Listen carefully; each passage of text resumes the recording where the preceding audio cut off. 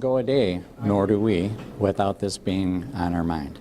A worried father on edge about a stalking nightmare that has followed his daughter for years. Now, this all started when she was just a young teenager, and now she's in college. So why can't the legal system make it stop? Only on 7 tonight, Simon Shaquette exposes a troubling case that has left a family frustrated and afraid. Tonight, a family from Oakland County is describing a situation any parent would consider as a nightmare. They say the system has failed to keep their daughter safe from a stalker.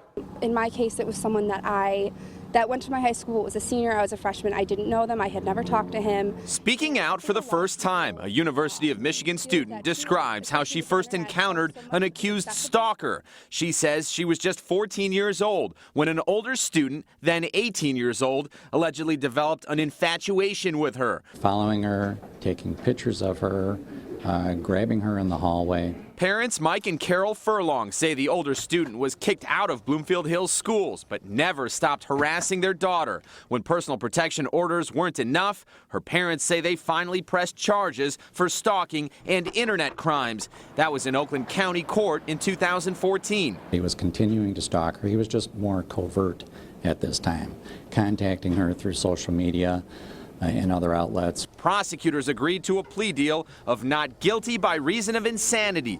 Ding was treated for months at this state-run psychiatric facility in Saline, then eventually released. He went on to college out of state, and his victim thought it was all over until he allegedly started contacting her again. This is a father's worst nightmare. Yet again, prosecutors filing charges, this time in Washtenaw County, where the victim had moved on to college.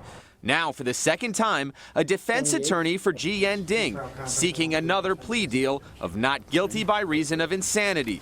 That's after another psychiatric evaluation from the very same facility that treated and released him already once before.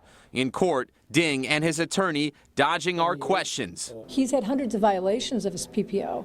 And every time he uses the mental illness, either he's off his medications or he'll check himself voluntarily into a mental institution. She doesn't go a day, nor do we, without this being on our mind. We visited the psychiatric facility, but they refused to talk on camera or even discuss this case over the phone.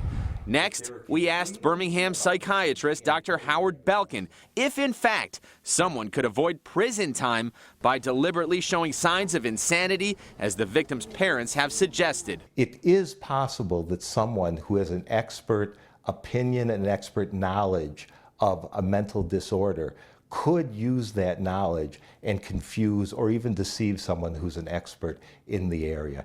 It's probably a defense that's only used in about 1% of all criminal cases across the country. With a felony conviction, our daughter gets protected. Her rights become more protected in that he has a parole officer. He will have to check in periodically. She will be made aware of his whereabouts. Washtenaw County prosecutors have also refused to speak with us on camera, saying they won't discuss details of a pending case.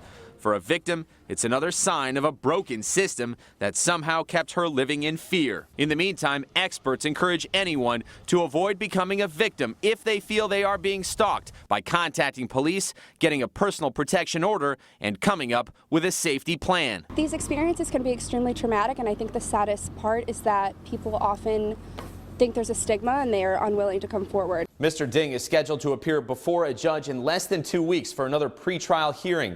We'll continue to monitor this case and bring you the very latest developments. Simon Shaquette, 7 Action News.